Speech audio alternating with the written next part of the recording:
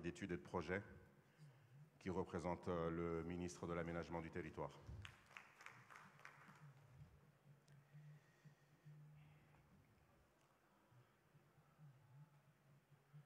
Et maintenant, j'appelle le président du comité d'organisation des Jeux des îles de l'océan Indien, M. Mohamed Ismaïla, porte-parole de la présidence de la République.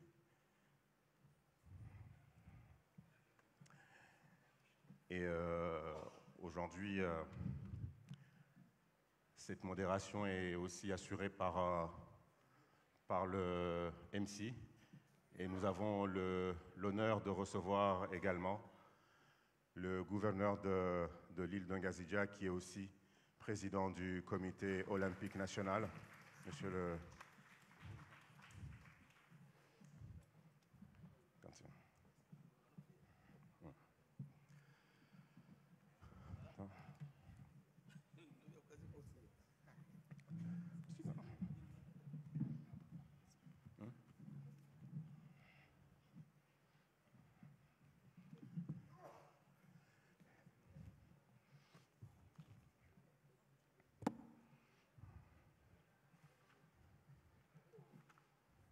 C'est bon?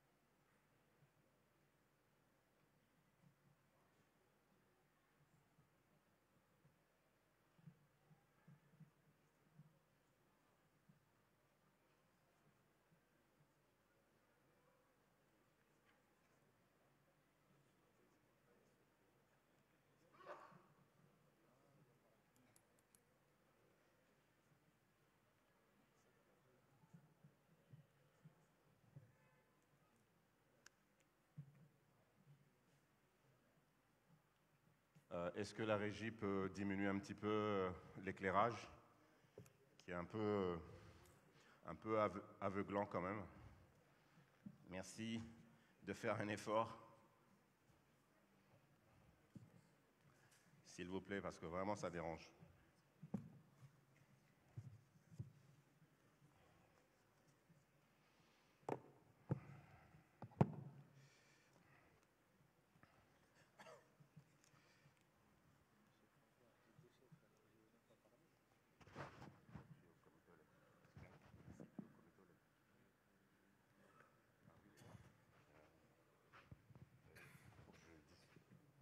Non? Oui, je suis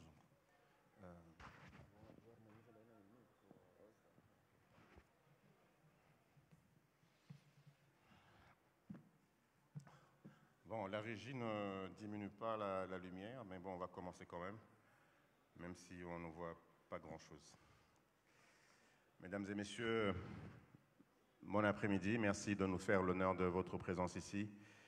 Nous avons cet après-midi un panel important qui parle des Jeux des îles de l'océan Indien, mais surtout de l'investissement que nous pouvons apporter dans le sport, de la valorisation des territoires et surtout de la création d'opportunités dans le sport.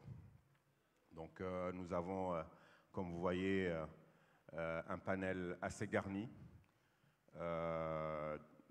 de gens bien concernés dans leur domaine, notamment dans les fédérations, mais aussi des gens qui représentent l'État et le comité olympique national.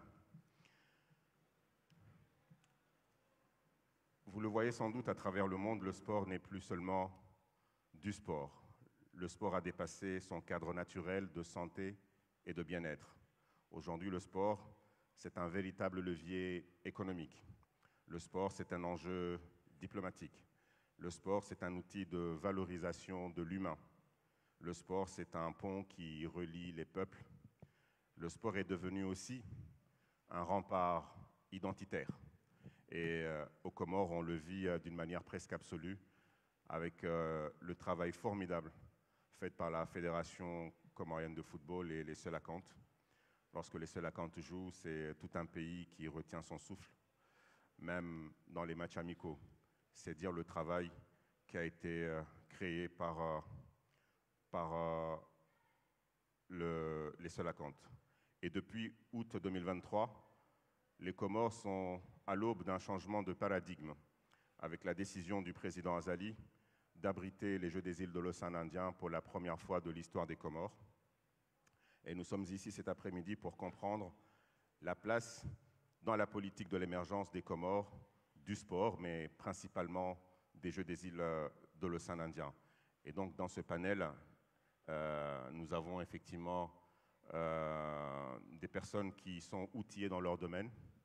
Nous avons un représentant de la Fédération comorienne de football, le secrétaire général du Comité olympique national, un représentant du ministère de l'Aménagement, puisque c'est aussi de gros investissements en matière d'aménagement. Bien évidemment, nous avons aussi un représentant du ministère de la Santé, parce que le sport, ça va de soi, c'est d'abord santé et bien-être. Et puis le président de la Fédération comorienne de basketball, et mon ami Antoine, qui représente ici la Fédération de taekwondo, en l'absence de son président, le colonel Abdallah Rafik.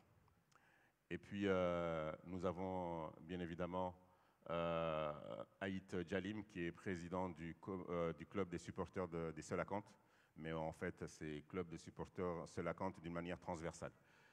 Et nous avons bien évidemment le président du comité olympique national, le COSIC, monsieur le gouverneur de l'île d'Ungazija, et enfin le président du comité d'organisation des Jeux des îles de l'océan Indien, qui a été nommé depuis le mois de novembre dernier comme patron des Jeux des îles de l'océan Indien comme en 2027. Merci au sponsor officiel de nous faire l'honneur de sa présence ici, la compagnie de téléphonie Mobilias. Et merci à Madame Najat de nous faire aussi l'honneur de sa présence. Nous allons donc commencer ce panel, mais peut-être que le mieux, ça serait que très rapidement, puisque nous sommes très nombreux, très rapidement, on a dit de baisser, pas d'éteindre. Merci.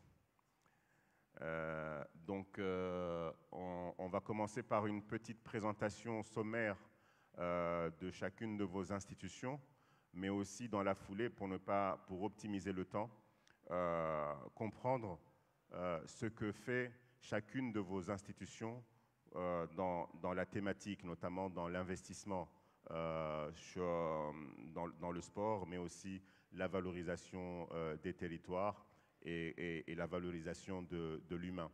Donc, on va commencer par la fédération mère, la fédération des fédérations, celle qui crée tant d'engouement sur le plan national et celle qui a le plus de licenciés sur le plan national. Donc, la Fédération comorienne de football. Non, ici.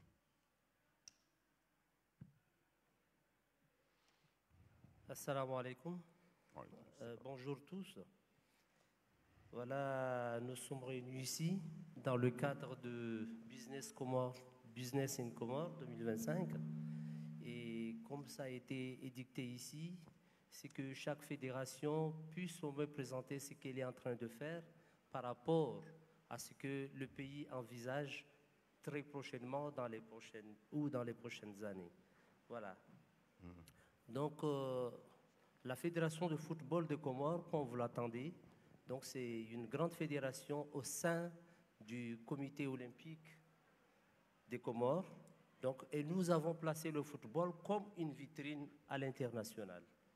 Donc, de là, nous sommes partis avec les Selacantes, l'équipe A, qui, pour la première fois en 2021, nous nous sommes qualifiés au niveau de la CAN et nous sommes réexpédiés encore cette année 2025, encore à la CAN, et nous jouons la première rencontre contre le pays organisateur qui est le Maroc. Voilà. Par rapport à l'équipe A, prime, au niveau local, C'est une équipe qui a brillé quand même cette année par rapport aux autres années avec le coach Djambé, qui a conduit l'équipe à occuper la 3e place au niveau des éliminatoires dans notre sous-région. Donc, au niveau local aussi, nous avons poussé un peu plus haut. Depuis 3 ans déjà, nos équipes participent au niveau des CHAN, c'est-à-dire les équipes vainqueurs des championnats participent au niveau de la CHAN. Les équipes féminines aussi participent au niveau de ces CHAN-là. Donc, au niveau des infrastructures, à travers la FIFA Fondation, on a eu un financement qui a pu réhabiliter le stade de Moroni, qui a pu réhabiliter le stade de Mitsamihuli et la tribune centrale aussi du stade de Hombo. Nous avons aussi gagné un gros financement pour essayer de changer l'académie qui a été l'académie Tomaya de Mitsamihuli. Nous avons reçu des fonds de la FIFA à hauteur de 2 500 000 $ pour démolir et reconstruire une nouvelle académie. Donc nous sommes dessus. Nous envisageons aussi de remplacer la pelouse du stade de Hombo, puisque le stade de Hombo est devenu un grand stade qui accueille le championnat au niveau de l'île d'Anjouan. Donc nous avons pensé aussi, bien qu'on a réhabilité la tribune centrale, nous avons pensé aussi à remplacer la pelouse. Pour le stade El Hadj Matoar de Moéli, nous avons pensé à mettre aussi un projet pour la construction des vestiaires et des gradins. Donc, de la même façon, nous continuons à mettre aux normes le stade Malouzini. Nous continuons à le mettre aux normes pour qu'il puisse accueillir les matchs de catégorie 3. Donc là, nous avons reçu au moins l'homologation de la catégorie 2, qui ne nous permet pas de jouer les éliminatoires du mondial et de la CAN, mais d'ici quelque temps, nous allons finir les travaux et on appellerait le CAF et la FIFA de venir réévaluer ce que nous avons fait pour passer à la catégorie 3. À l'instar aussi des autres pays africains, la fédération a bénéficié aussi d'un financement pour commencer ce qu'on appelle les FIFA Arena. Ce sont des mini-stades de 40 sur 20 mètres. Donc nous avons...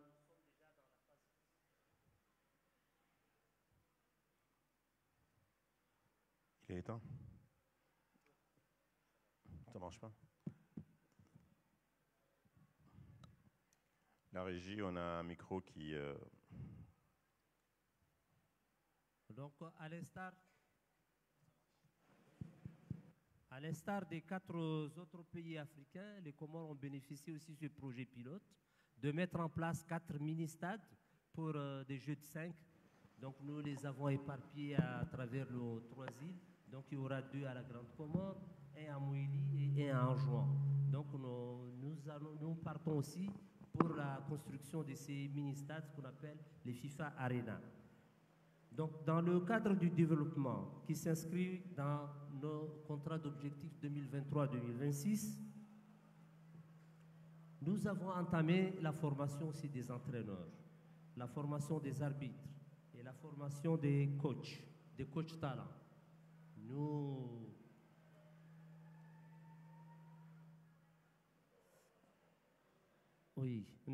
continuons avec ce qu'on appelle le TDS, le Talent Development Champ. Nous avons contracté avec la FIFA et qui a fait venir un grand technicien de football des jeunes et il est là pour encadrer nos jeunes, à mettre en place des centres de perfectionnement avec un centre d'excellence nationale pour former les joueurs, pour former les jeunes à devenir par rapport aux autres pays, pour combler un peu le vide qui existe entre les joueurs qui viennent de l'extérieur et ceux qui sont ici. Donc nous avons envisagé aussi comme objectif de relever un peu le football au niveau local à partir des jeunes. Alors, pour ce qui est de la présence institutionnelle, donc de la vice-présidente de Mme Kaniza en tant que vice-présidente au niveau de la CAF et son élection récente au conseil de l'organe de la FIFA, la présence aussi de notre pays en tant que présidence du COSAFA et qui est l'une des 6 unions zonales de la CAF qui est présente au niveau africain. Voilà à peu près ce que j'ai voulu faire savoir ici au public sur ce que la fédération est en train de faire et ce qu'elle a déjà fait. Merci.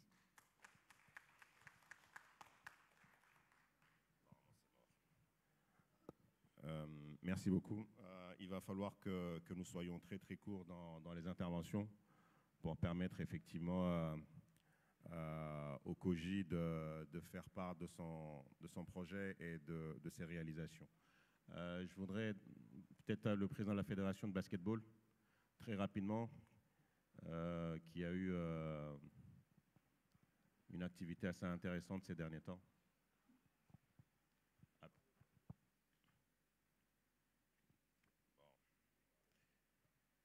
Ça marche ou ça marche pas?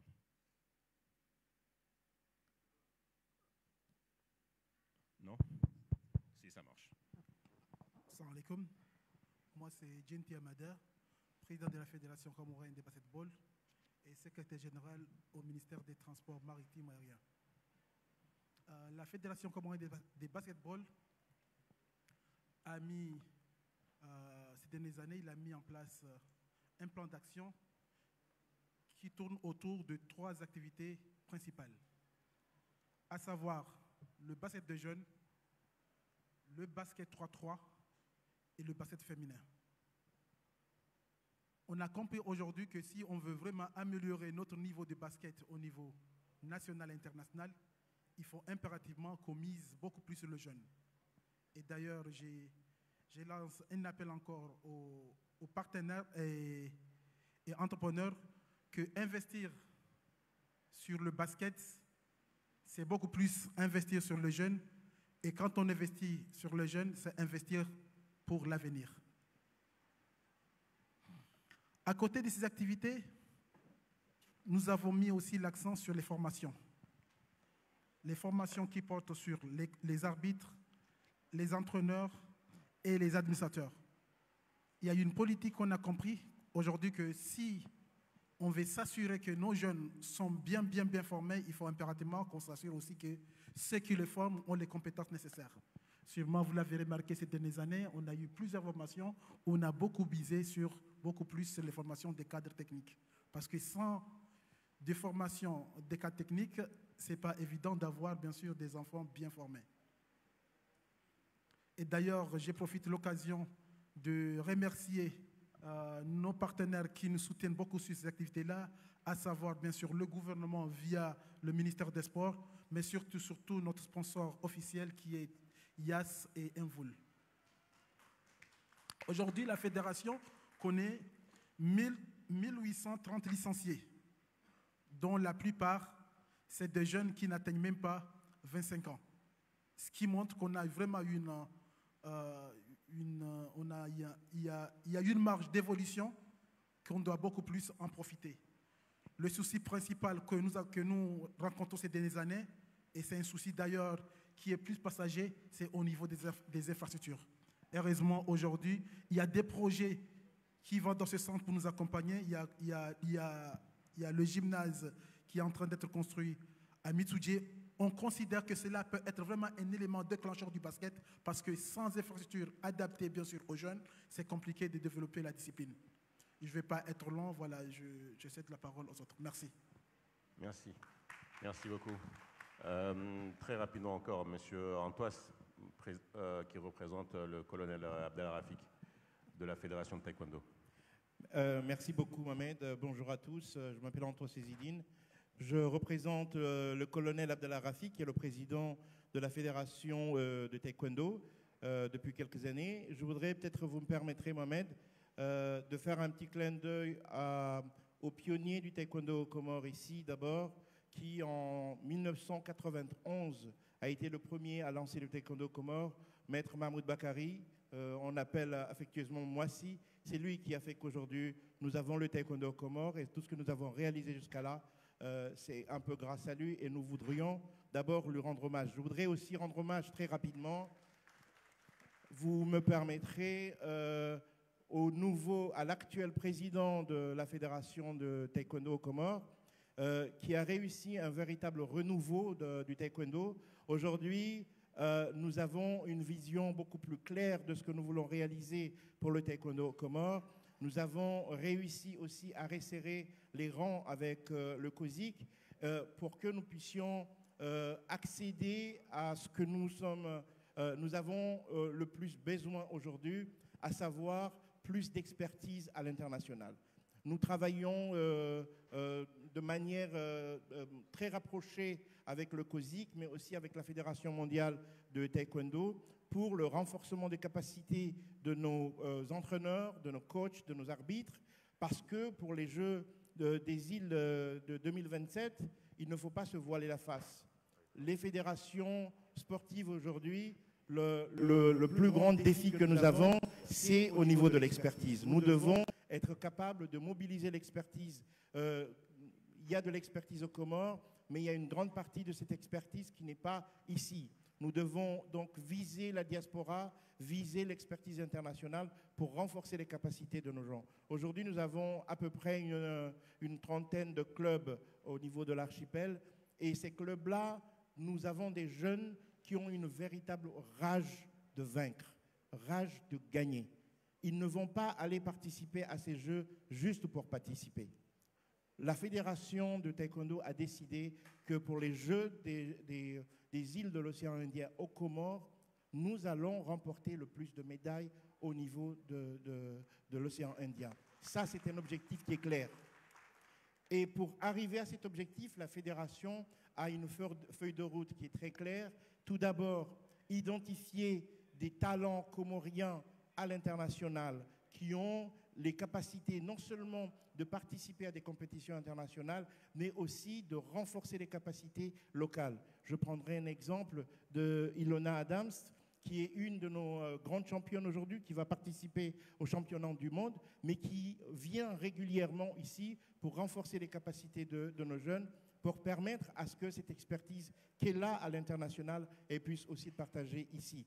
Donc ce pont que nous essayons de dresser au niveau de la Fédération de taekwondo, nous estimons que les autorités peuvent renforcer ce pont. Nous avons aussi la chance d'avoir un président qui a un carnet d'adresses assez élargi. Nous utilisons ce carnet d'adresses. Je voudrais d'abord peut-être revenir un tout petit peu sur Ilona Adams, notre championne. Il n'y a pas qu'elle, hein, mais un grand merci à Hilmi, secrétaire général du COSIC, qui a réussi justement, grâce à cet appui que nous avons, à faire en sorte que nous ayons toutes les conditions possibles pour que nos champions puissent participer à ces rendez-vous à l'international. Nous avons réussi aussi, grâce au soutien de nos institutions, à envoyer des jeunes au Sénégal dans un training camp pour justement les aider à les préparer pour ces Jeux. Nous n'allons pas participer seulement, mais pour gagner, il y a des réalités que nous devons regarder en face. Première réalité, cette expertise-là, on en a besoin. Il faut aller la chercher. Elle est là. Il y a la Fédération mondiale qui soutient grandement la Fédération comorienne de taekwondo, mais pour faire venir un expert aux Comores pour rester 1 mois, 2 mois ou 3 mois ici, il y a des réalités financières que nous devons aussi prendre en compte. Deuxième élément, et je vais peut-être m'arrêter là, Monsieur le Président de séance, les infrastructures sportives de notre pays, j'ai compris qu'il y a des infrastructures qui sont en train d'être construites, mais nos jeunes ont besoin de la communauté tout entière de soutenir nos infrastructures. Il ne s'agit pas seulement que le gouvernement vienne construire des gymnases, mais dans nos villes et villages, nous avons des équipes à nos communautés d'utiliser les ressources que nous avons pour soutenir les jeunes en mettant en place les infrastructures qu'il faut pour que 2027, nous n'ayons pas juste à participer, mais que nous y allions pour remporter le plus de médailles possible. Et je vous remercie. Merci Antoine. On va essayer de faire parler un petit peu les autorités. On commencera par le secrétaire général du ministère de la Santé et voir quelle est la politique du ministère de la Santé dans cet objectif des Jeux des îles de l'océan Indien par rapport notamment à la santé et au bien-être. Merci, Monsieur le secrétaire général, Soudjaï Mohamed. Bon, merci beaucoup. Je dois tout d'abord présenter les excuses de mon ministre qui s'est trouvé qu'il est en mission et qui m'a demandé de venir le présenter ici. Et encore remercier les organisateurs par rapport à cette thématique qui nous est très importante par rapport à la santé des humains, des populations comoriennes. Je commencerai par dire à tous ici que les Jeux de 2017 ne doivent pas être seulement 2027. Un rendez-vous sportif, mais doit être culturel et aussi un levier majeur pour la santé de la population. La problématique de sport et bien-être ne se voit que sur des thématiques santé essentiellement. La population aujourd'hui, on a tout compris, qu'on est en train de traverser une transition épidémiologique. Transition épidémiologique, pourquoi? Parce que des années passées, on parlait des maladies transmissibles qui avaient pris le devant de toutes les maladies qu'on peut observer. Mais aujourd'hui, dans chaque maison, on a cette arrivée en masse des maladies chroniques non transmissibles. Maladies chroniques non transmissibles, ou que je ne pourrais citer que les maladies cardiovasculaires, les AVC, maintenant aussi les diabètes, de type 2 surtout, et autant d'autres comme les cancers. Certains cancers sont liés. Toutes ces maladies-là groupées, ils sont liés essentiellement avec un seul facteur qui serait l'immobilisation, le manque de mouvement sportif contribue énormément à la survenue de ces maladies dans les populations. Et si on s'inscrit dans cette démarche, le sport est un moteur, un levier pour que la population puisse trouver des aires de sport, pour faire la marche en toute sécurité, réaliser son sport de rêve. Ça, autant de choses que le sport pourrait apporter à soulager beaucoup des problèmes de santé de la population. Siècle de vie de ces médinas. Je reviendrai pour donner des éléments qui sont là. Les Zawiya, nous avons tout ça, donc. Nous avons réalisé au ministère de la Santé en 2011 une étude qui s'appelle Stepways, que les chiffres nous ont alarmés. On a trouvé que dans la population générale, 62% des Comoriens sont sédentaires. Ils ne font aucun mouvement de sport. Avec une très large prédominance chez les femmes, qui représente 75% de cette sédentarité, et de plus de 13% de la population. Monsieur le Président de la Chambre de commerce, qui sont obèses. Merci. Excusez-moi. Ils sont obèses, 13% sont obèses avec un surpoids. Toutefois, ces problèmes, quand on met ensemble ces éléments qu'on vient d'avoir avec le Stepways et le niveau qu'on se trouve aujourd'hui avec les maladies chroniques non transmissibles, je crie haut et fort en disant que le sport doit être un élément qui pourrait réduire ces effets néfastes pour la santé de l'homme. Et aujourd'hui, avec le gouvernement comorien, nous réjouissons puisqu'on voit quelle dimension le gouvernement donne la place du sport dans notre pays, à commencer par le sport qui s'introduit aujourd'hui dans les écoles, même les écoles primaires. J'espère bien que ça va faire 100% des écoles d'ici 2017, puisqu'on a ce challenge d'organiser les Jeux.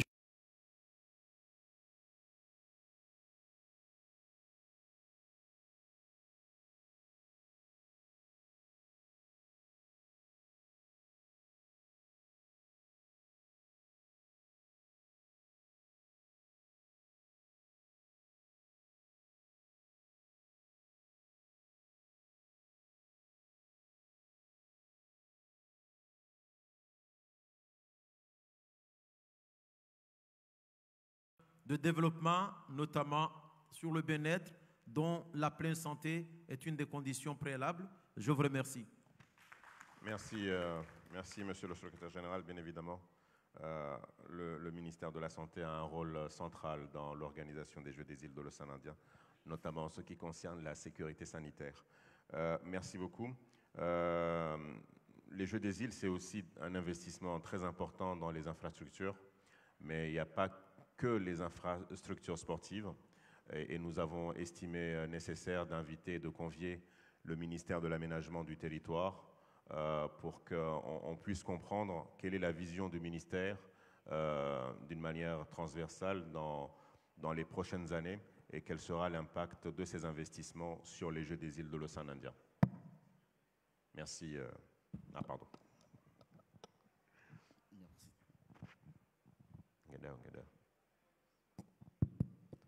Je vous remercie. Bon, moi, ici, je représente le ministère de l'Aménagement du Territoire. Je suis le chargé d'études et des projets. Donc, pour vous dire, effectivement, l'aménagement du territoire, tout d'abord, il faut expliquer que tout le monde comprenne l'aménagement du territoire, c'est une question d'ordre politique. D'ordre politique, et puis techniquement, l'aménagement, c'est en charge de la planification du territoire dans l'ensemble. Et planifier un territoire, c'est structurer, organiser. Si on parle de structurer, organiser, on parle à beaucoup de choses. Mais ici, nous parlons des infrastructures de développement. Si on parle du sport, c'est du développement. Parce que le sport, c'est un levier vers le développement d'un pays.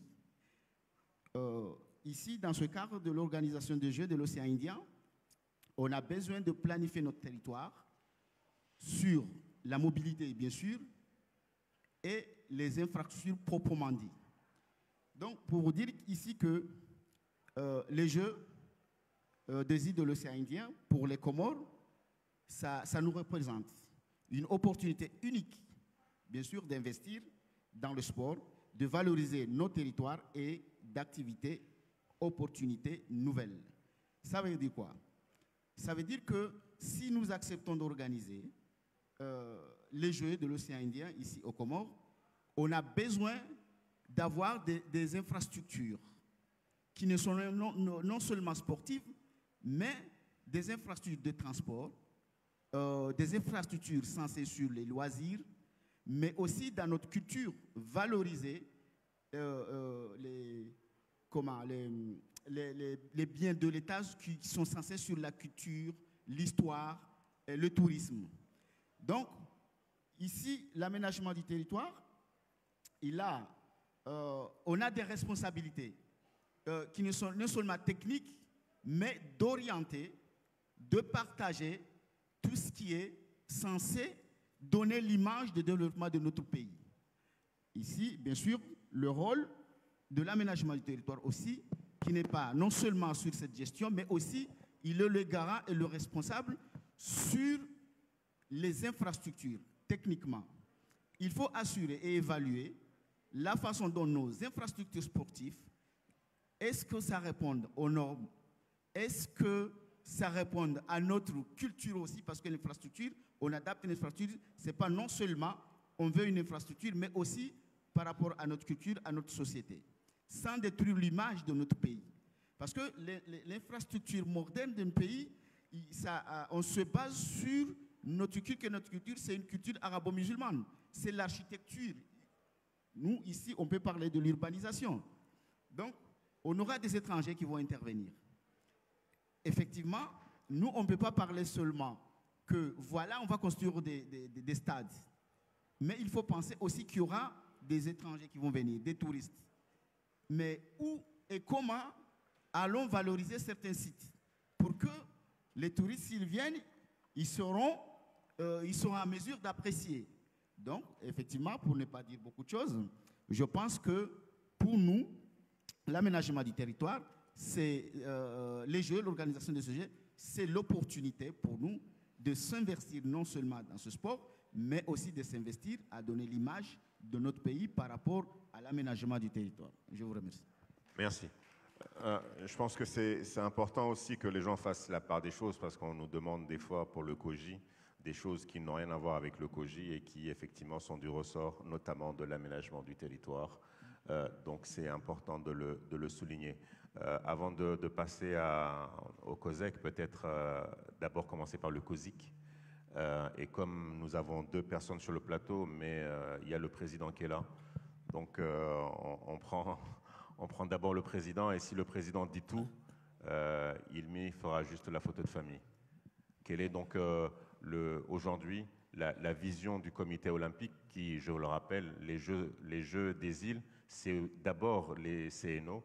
Quelle est la stratégie du CNO comorien aujourd'hui par rapport à Comores 2027?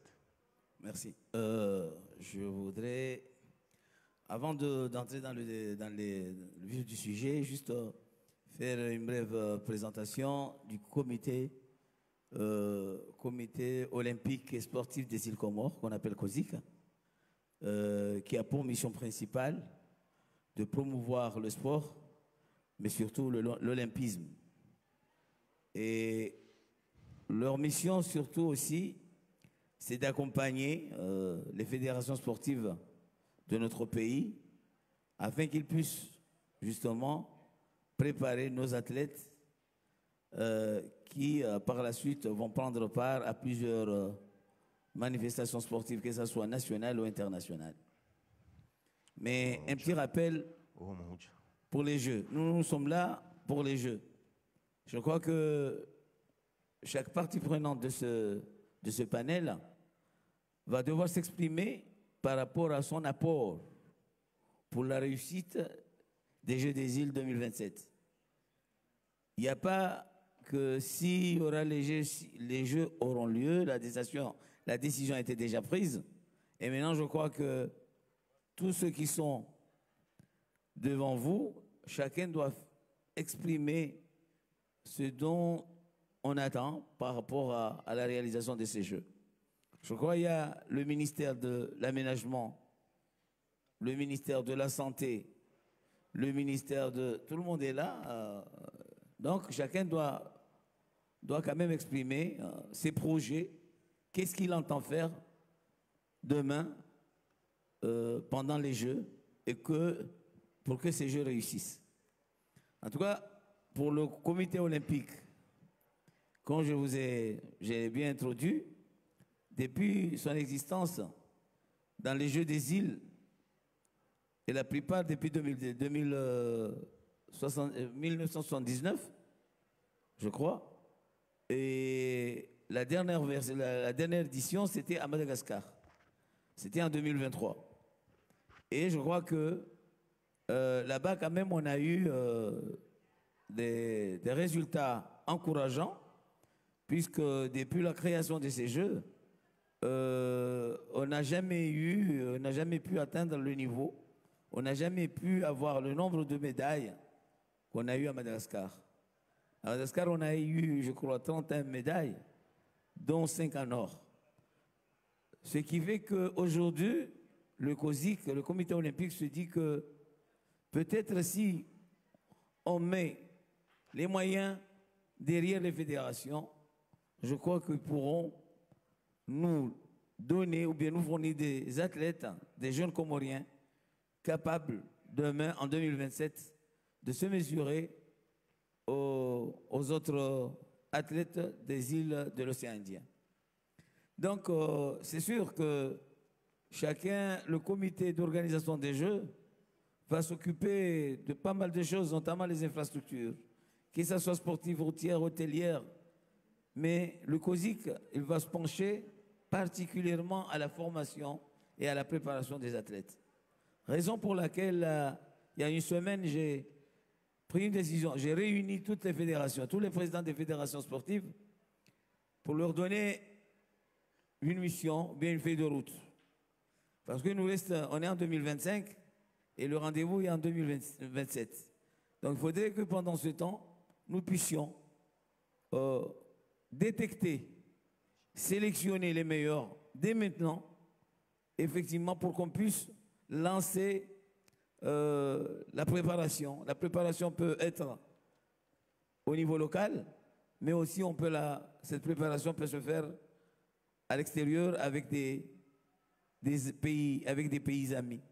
Donc, je crois que actuellement, nous pensons que les fédérations, je crois qu'il y a certaines fédérations qui ont intervenu ici et qui ont montré effectivement qu'ils sont déjà en cours de préparation et qu'ils vont faire des tournées sur tout le territoire national pour qu'on puisse justement détecter les éléments les éléments, les talents de notre pays et que la prochaine étape serait de sélectionner ces jeunes dès maintenant et les mettre dans des stages ou bien de les envoyer dans des stages dans d'autres pays et ne pas répéter les erreurs de passé, c'est-à-dire attendre une semaine ou 2 semaines avant les événements pour réunir ou pour regrouper les athlètes. Donc, moi je veux dire que c'est ça la mission que s'est donné le COSIC pour les Jeux 2027. Déjà, préparer les athlètes, et ça on pourra le faire avec, bien sûr, avec l'aide de tout le monde. Parce que les Jeux des îles, ça n'appartient à personne. Ça appartient au peuple comorien, ça appartient à tout le monde. La réussite des Jeux des îles, c'est nous tous qui sommes concernés. Et donc à chacun de pouvoir apporter sa petite pierre pour que l'événement réussisse, mais surtout pour qu'on puisse sincèrement ne pas organiser des Jeux et laisser les autres pays venir ramasser les médailles. Mais il faudrait qu'on soit en mesure aussi de gagner des médailles. Et pourquoi pas de passer de 31 en 2023 à une centaine en 2027. Inch'Allah. Là, je vais passer la parole à mon secrétaire général, sur un micro, pour qu'il puisse donner plus de détails. Je vous remercie. Merci, monsieur le gouverneur. Ilmi. Bonjour à tous. Donc, le président vient d'expliquer un peu la mission globale du comité olympique. Donc, et effectivement, pour faire la liaison avec le thème d'aujourd'hui et les investissements dans le pays, c'est vrai que le succès du comité olympique, il dépend d'une bonne gouvernance et de beaucoup de transparence. Donc, c'est vrai que depuis 4 ans maintenant, enfin presque 5, avec l'élection du nouveau président, il y a eu un nouveau style de management. Donc, même si le comité olympique est une organisation non gouvernementale, cela ne veut pas dire que les principes du management ne doivent pas exister. Et c'est un peu, moi, comme ça que j'expliquerai la différence et les bons résultats d'aujourd'hui. C'est vrai qu'on a parlé des sélacantes à travers le football, mais aujourd'hui, les sélacantes, c'est tous les jeunes sportifs comoriens qui performent. Donc aujourd'hui, moi, il est intéressant de savoir que en dehors du football, on a en lutte des champions d'Afrique. En taekwondo, on a une fille qui est très forte. En athlétisme, on a des jeunes qui sont très forts. En natation, on a des jeunes qui sont très forts. Bien sûr, ils se trouvent tous à l'étranger, mais certains sont nés ici, d'autres ont eu la chance de pouvoir aller s'entraîner dans des centres à l'extérieur. Et donc, je vais reprendre en fait la phrase d'un économiste français qui dit que le sport ne doit pas être vu comme une variable d'ajustement. C'est-à-dire qu'aujourd'hui, pour l'individu lambda, le sport, c'est aller jouer au foot, aller marcher, aller courir. Ce n'est pas que ça. Il faut le voir plutôt comme un investissement d'avenir. Il sert à la cohésion sociale, la cohésion des territoires, la solidarité d'intégration, la fierté nationale, la santé, l'entraide, le savoir, la connaissance. Donc, les Jeux des îles de l'océan Indien en 2027 vont nous servir de tremplin et définitivement le pays devrait changer. Donc en ce sens, il y a eu plusieurs interventions, il y a plusieurs domaines différents.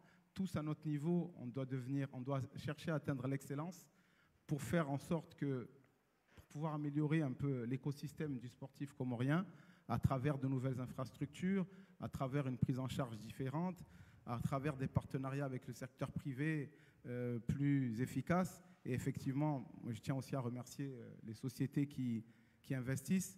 Donc ça va faire 3 fois, mais c'est vrai que IAS a compris un peu ce système-là parce qu'elle s'implique beaucoup dans le sport comorien. Donc moi j'invite un peu les autres sociétés, puisqu'on ne peut pas, malheureusement, nous on passe derrière d'autres personnes. Donc IAS nous dit souvent non, mais c'est parce qu'ils aident beaucoup d'autres personnes. Donc les autres sociétés, aujourd'hui, on a besoin, nous, de pouvoir avoir votre soutien pour faire en sorte que tout ça soit un succès. Mais définitivement, les Jeux des îles de l'océan Indien en 2027 sera le début du décollage du pays, en tout cas. Et on a beaucoup d'exemples, pour terminer. Barcelone en 92, le Sénégal en 2008. Tous ces pays-là ont organisé des événements majeurs pour la première fois. Et le pays a changé à tous les niveaux. Infrastructure, sociale, et puis même au niveau de l'image du pays. Voilà, je vous remercie. Merci, merci Ilmi. Avant de continuer, je voudrais quand même remarquer la présence dans l'assistance d'abord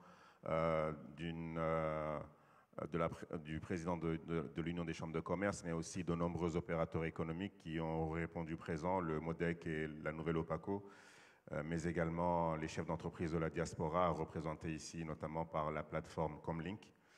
C'est dire l'importance que le monde économique attache aussi à ce projet majeur qui certainement va changer les conditions des Comores, les conditions de vie des Comores. Avant de donner la parole au président, je voudrais juste donner la parole au président du COSEC parce qu'il n'y a pas de jeu sans engouement populaire. Donc le président du club des supporters, comment se prépare le COSEC face à ce formidable défi d'accueillir 4500 jeunes de l'Océan Indien? Aïd Jalim. Ça marche? Bonjour. Moi, c'est Aït Ahmed Jalim, président du COSEC, pas COSIC. COSEC, club officiel des supporters des Solacantes. Donc nous, ce qu'on fait, c'est d'encourager l'équipe nationale partout où elle joue, que ce soit au stade de Malouzini, ici aux Comores, ou à l'extérieur, au Maroc, ou dans d'autres pays où elle est invitée à jouer des matchs de qualification ou des matchs de compétition continentale ou internationale, en organisant des projections sur écran géant avec nos partenaires, à savoir Rochdi Media, IAS et la Mecque Moroni. Et d'ailleurs, il y a 2 prochains matchs jeudi et... Monsieur le gouverneur de la Banque centrale, je vous invite à prendre siège devant. Madame la vice-gouverneure, merci beaucoup de nous faire l'honneur de votre présence. Merci beaucoup. Merci, monsieur le gouverneur. Continue, Aït. Oui, et je précise que je ne suis pas là pour la Banque centrale, au cas où le gouverneur non, est surpris. Aït ne représente pas la Banque centrale sur scène. Je suis là pour le sport, monsieur le gouverneur. Donc, en fait, hier soir, lorsque j'ai reçu le message de Mohamed, il était entre 20h et 21h30, il nous a sollicité pour venir, que les supporters puissent être là, présenter un peu leur vision. Alors j'étais un peu surpris et je me suis dit, alors qu'est-ce que nous, qui sommes habitués à être au stade, bien au soleil, ou sur la place de l'Indépendance en plein sueur, qu'est-ce que nous pouvons venir dire ici sur place devant cette audience de très haute qualité? J'ai relu 3 fois le thème du panel, des termes de référence. Thème, Jeux des îles 2027, investir dans le sport, valoriser les territoires, activer les opportunités. Alors j'ai lu 3 fois activer les opportunités. Activer les opportunités, activer les opportunités, activer les opportunités. Je me suis dit, je pense que pour les supporters que nous sommes, qui ne sommes pas habitués à venir ici, c'est une formidable opportunité de venir présenter ce que nous souhaitons mettre en place à la fois pour le sport de façon générale, mais pour les prochains Jeux des îles de l'océan Indien ici aux Comores en 2027. Mais tout d'abord, il y a une excellente opportunité pour le sport comorien en général et pour les Jeux des îles en 2027, qui est, comme vous le savez tous, il y a une compétition majeure continentale. Vous le savez tous, et surtout pour les amoureux du football, c'est bien évidemment la CAN, la Coupe d'Afrique des Nations, qui aura lieu au Maroc en décembre prochain. Donc pour nous, nous considérons que la CAN, c'est une belle vitrine pour le pays en général et le sport en particulier, surtout que le pays et l'équipe nationale va disputer le match d'ouverture face au pays hôte devant 60 000 spectateurs au stade. Et vous ne pouvez pas savoir, c'est tous les yeux du monde qui seront rivés vers ce match-là et donc vers les Comores. Donc je pense que je ne sais pas s'il y a déjà eu une opportunité pareille, parce qu'il faut savoir que lors de la dernière Coupe d'Afrique des Nations en Côte d'Ivoire, il y a eu 2 milliards de téléspectateurs.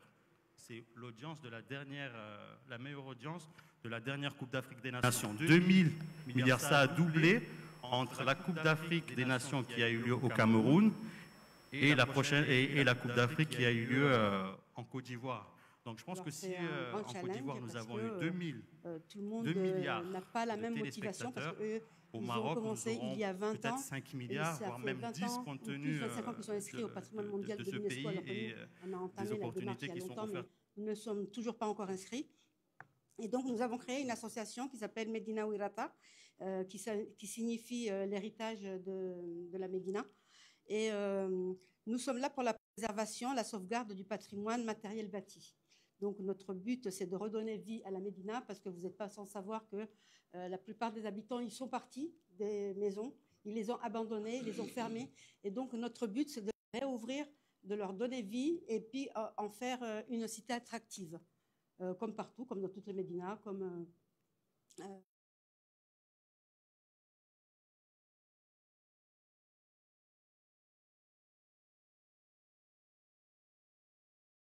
Notre pays. Comment nous comptons mettre en valeur notre pays? Bon, je vais laisser la feuille, elle me dérange un peu. Donc, ce qu'il faut savoir, c'est que nous envisageons de nous servir de cette vitrine qui, une fois que nous aurons réussi la Coupe d'Afrique des Nations, que ce soit d'un point de vue footballistique, mais aussi valoriser l'image du pays, parce que les supporters vont véhiculer l'image des Comores. Nous serons là tous ensemble au stade à chanter notre hymne national en premier.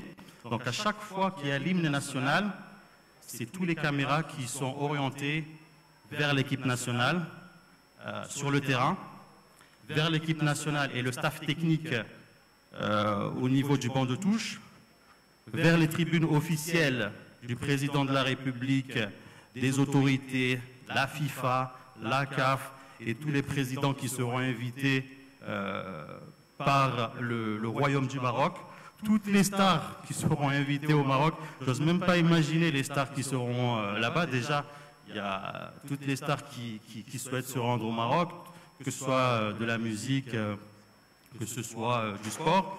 Et les caméras seront aussi braquées vers les supporters.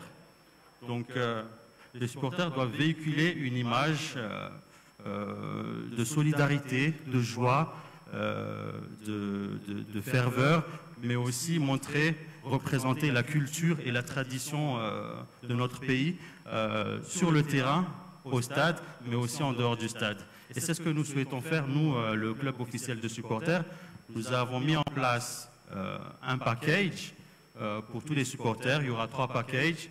Un package à peu près 1 280 000, un autre à 1 500 000, et un deuxième pour les VIP à 2 millions de francs comoriens.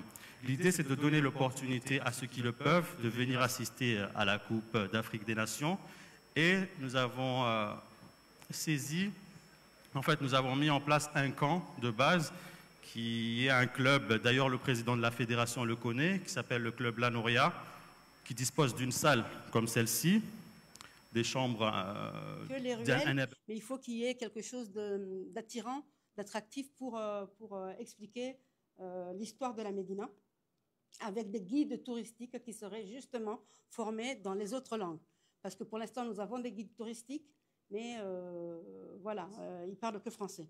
Voilà, donc il y a les palais, il y a les mosquées, il y a l'ouverture éventuelle de musées. Là, c'est ma plus grande bataille, parce que nous n'avons pas de musée ni de galerie dans la Médina. Voilà, donc s'il y a un volet culturel qui pouvait nous appuyer, ça serait bien, parce que nous, on cherche un bâtiment désaffecté qu'on pourrait acheter et en faire un musée. Voilà, ça c'est un des grands défis, parce que il y a beaucoup de bateaux de croisière qui s'arrêtent et qui veulent s'arrêter dans la Médina, mais nous n'avons pas grand-chose à offrir. Voilà, donc dès que nous aurons des petites galeries, des petits commerces et tout ça, ça sera beaucoup plus attractif. Alors, nous, on a pensé pareil au circuit, hein, comme vous l'avez dit aussi. Les circuits avec des pauses thé épicées avec les vanilles et les épices qu'on pourrait présenter en s'asseyant dans un café qui correspondrait quand même aux normes internationales ou locales, disons, mais avec tout ce qui s'ensuit, la propreté, etc., qu'il faudrait appuyer. Voilà. Donc, la formation aussi, comme vous l'avez dit, ben, vous avez tout dit, hein. Vous allez tout faire. La formation des jeunes guides, des guides aux langues.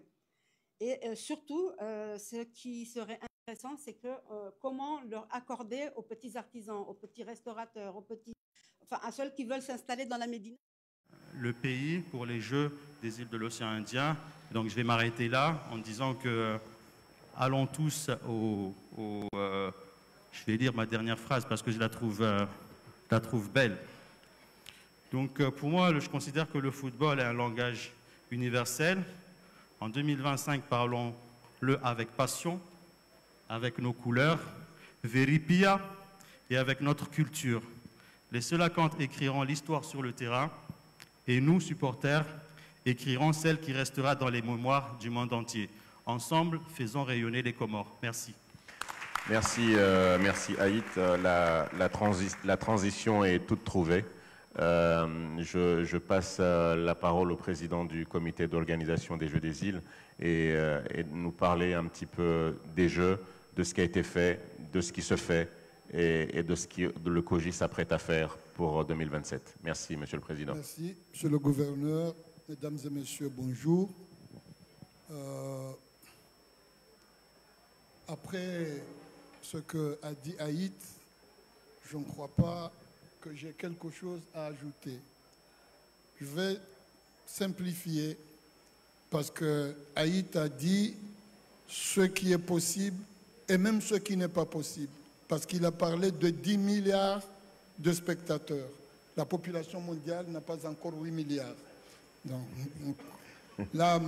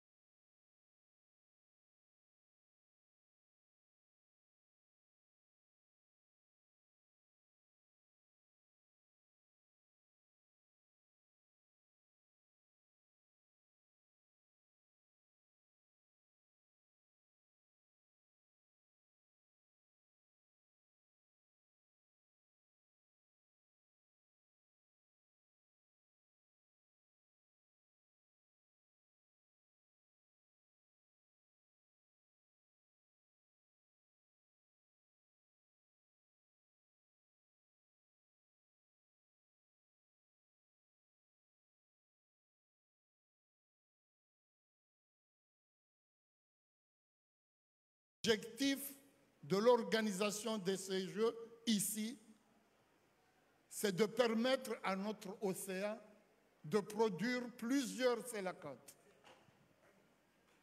Avoir plusieurs Selacantes dans ce pays.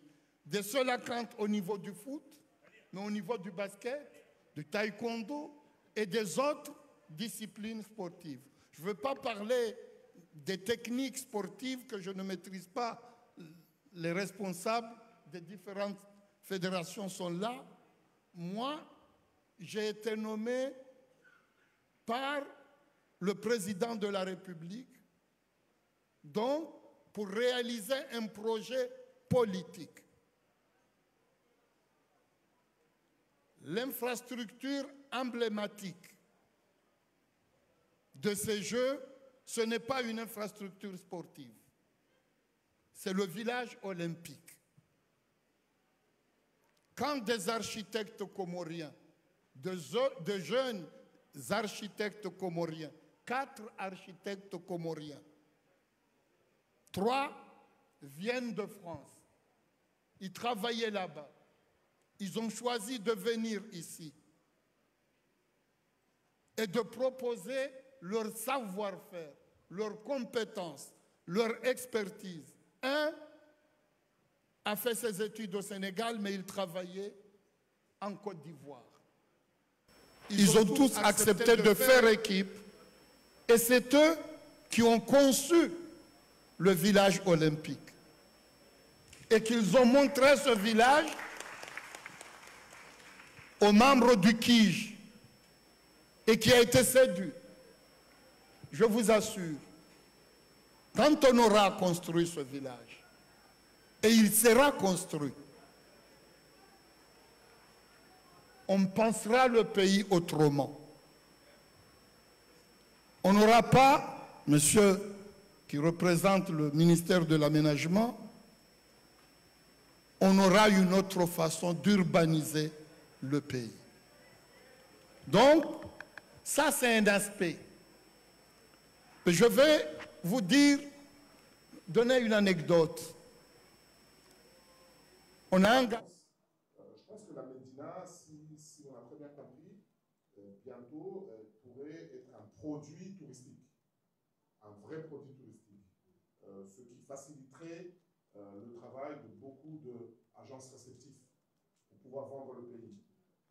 La première personne qui serait contente, c'est John, qui habite déjà dans la Médina, qui a donné aussi son agence. Son agence reflète le patrimoine, je ne sais pas si vous l'avez vu tous, le patrimoine, voilà, c'est très visible, là où il est, une place très stratégique, et ce produit aiderait beaucoup à John de développer ses actions. Et maintenant, je passerai la parole au privé, pas que le public, ni les associations, et aussi le privé ici avec nous. On passera la parole à John pour pouvoir nous éclairer, nous dire à peu près les moyens que votre agence utilise pour promouvoir les Comores comme destination touristique. Aussi, quels sont les types de circuits que votre agence réceptive propose aux visiteurs et comment intégrez-vous les histoires, la culture et tout dans vos circuits. Merci, John. Merci beaucoup, monsieur le modérateur et tous les autres présenteurs. Comme j'ai apprécié, comme mon ami Rachid l'a dit, c'est vrai, moi je suis américain, travaille je suis né au Kenya. Dans l'agriculture, dans la restauration, ce que nous vous offrons, j'y arriverai. Ça, c'est de la politique. À M. Chamou de réaliser, de matérialiser ses idées. Et c'est ce que nous proposons. Un village pour l'héritage. Ça, c'est du tourisme. C'est de l'urbanisme. Mais nous allons construire 8 infrastructures sportives aux normes internationales dans tout le pays. Parce que ces jeux doivent être inclusifs. Il faut organiser ces jeux dans l'ensemble des îles, du moins les îles dont nous avons l'autorité. Donc, il y a ces infrastructures. Mais il nous faudra un minimum de 400 véhicules, 400 voitures pour les délégations qui viendront à ces Jeux. 400 véhicules. Et il faudra organiser la circulation. La sécurité, les services de sécurité de notre pays nous ont déjà dit qu'il faut un minimum de 1200 militaires qui ne feront que la sécurisation des Jeux. C'est la moitié des effectifs de notre armée.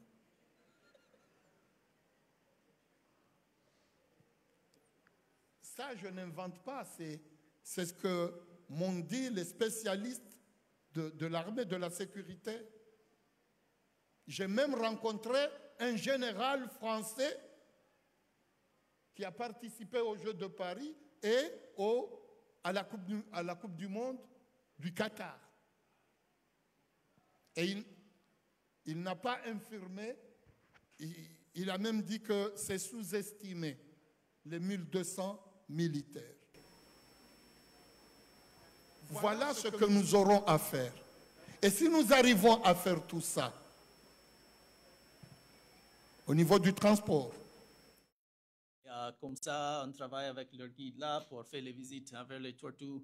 Aussi, quand on fait les visites, il y a une sortie qu'on fait pour voir l'autre grande espèce endémique de Comores, le Livingstone, le chauve-souris Livingstone, une des plus grandes du monde, qui se trouve, il y a un site à côté du village de Wala 1. Et aussi là, bien sûr, on travaille.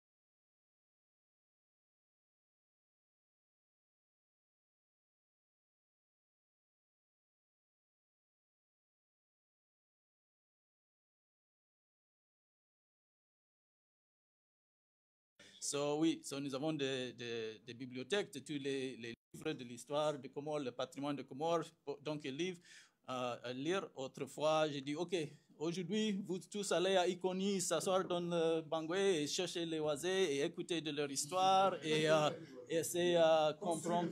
Voilà. Non, pour dire, pour comprendre tous, pour développer la profondeur de nos guides. Franchement, c'est aussi toujours un défi, on doit continuer pour faire. Il y a des remarques, franchement, de quelques touristes qui disent oui, les guides, c'est bon, sont très gentils, mais ils ne sont pas vraiment ce profondeur, soit au niveau, par exemple, des animaux, concernant les baleines ou les chauves-souris. Ils connaissent 2-3 détails, mais ils ne sont pas encore vraiment à profondeur pour comprendre tous les détails, comme dans les autres pays où si tu as le guide de tel site, lui, il a l'expérience.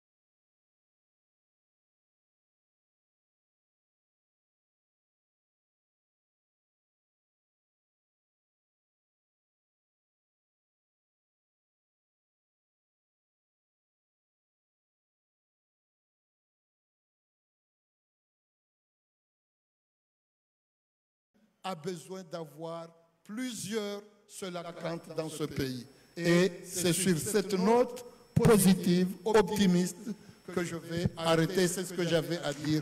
Merci. Merci, Monsieur le Président. Merci beaucoup. L'organisation s'agite parce qu'on a un peu dépassé l'heure. Si effectivement le Présidium l'accepte, on peut prendre une ou deux questions avant de fermer. Donc dans l'assistance, on n'a pas le temps. Bon, une question ou deux peut-être. S'il y en a pas, ça tombe bien. Apparemment, il y a 2 questions. Donc, on prendra les 2 qui ont levé la main. Donc, un jeune homme là-bas et une jeune femme. Vous avez levé la main trop tard. Merci. Donc, la jeune femme et le monsieur. Voilà, le jeune homme.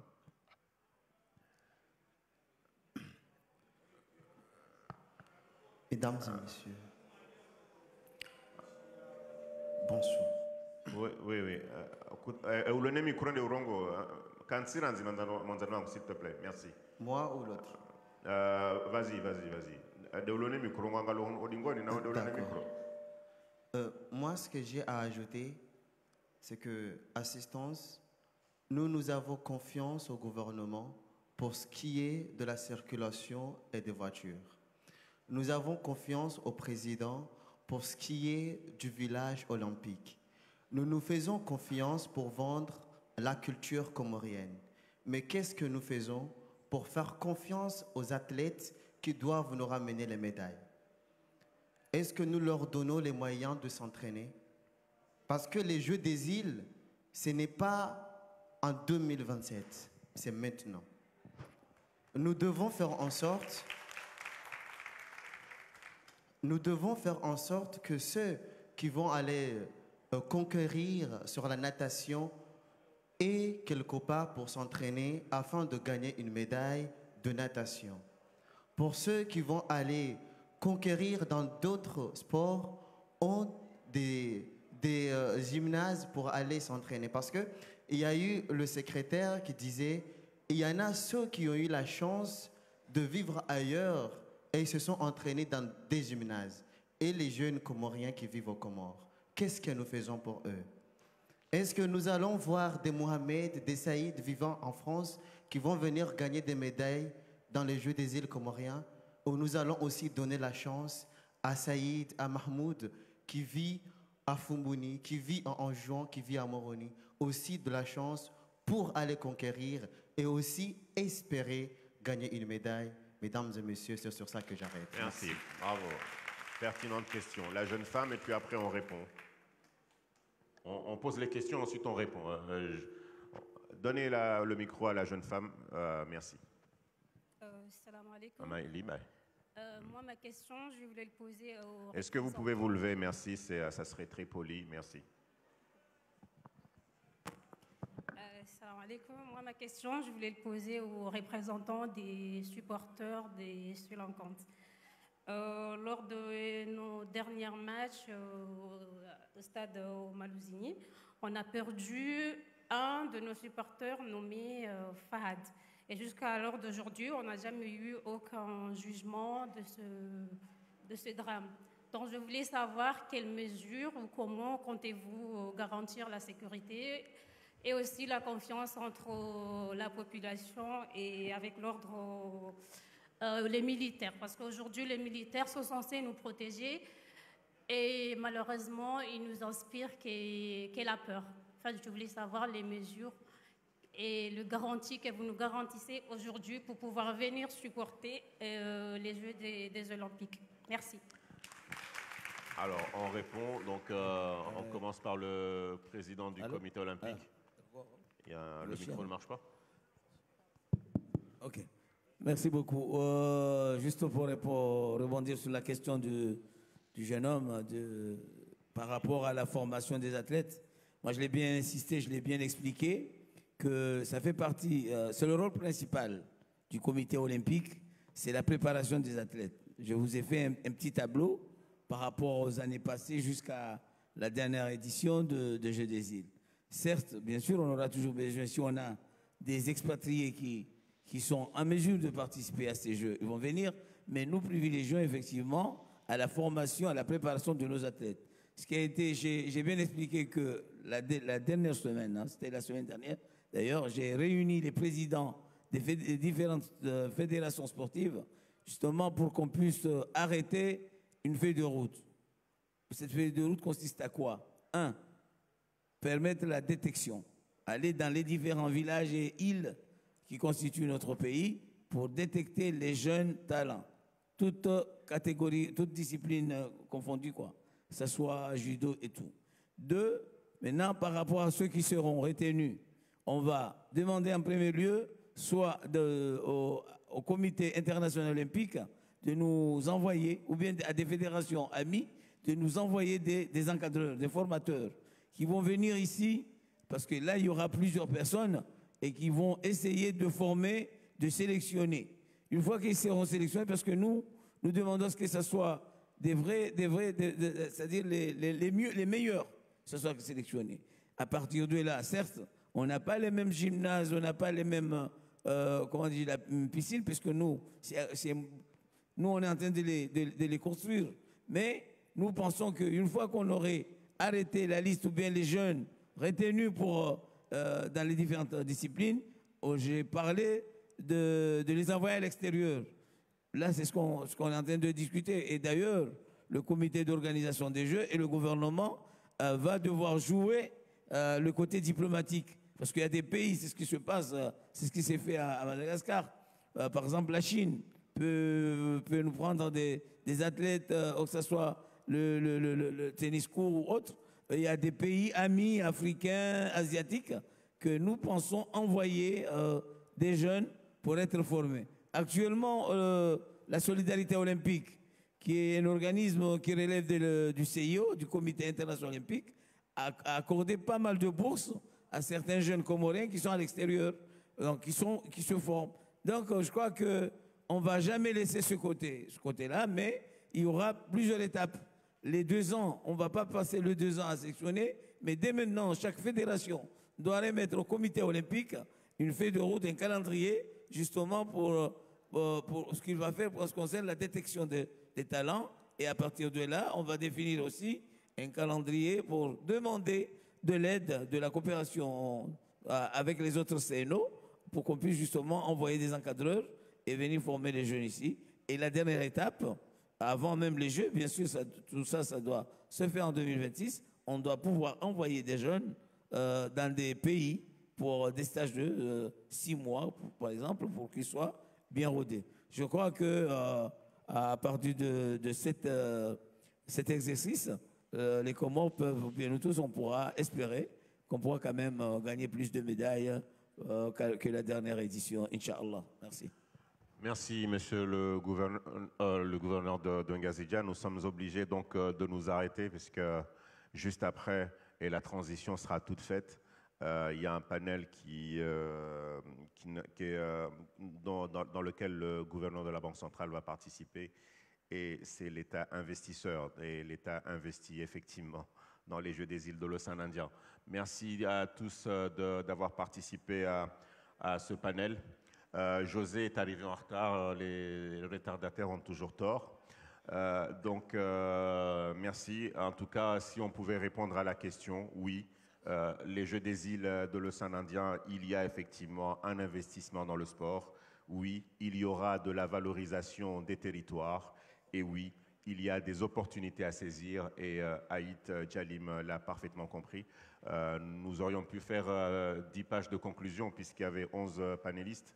Mais en gros, ça devrait être ça. Merci beaucoup. Merci au président de l'Union des chambres de commerce de nous avoir fait l'honneur de sa présence, ainsi qu'une forte délégation du secteur privé national. Merci, monsieur le gouverneur. Merci, monsieur Mohamed Ismaïla, président du COJI. Photo de famille des panélistes. Avant de quitter...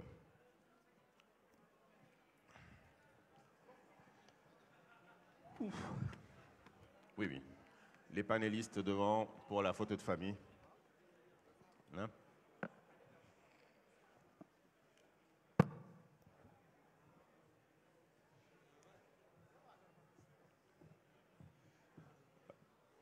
Vous dérangez pour la photo de famille, merci beaucoup. Monsieur le Président de la Fédération de natation, vous dérangez pour la photo de famille, merci.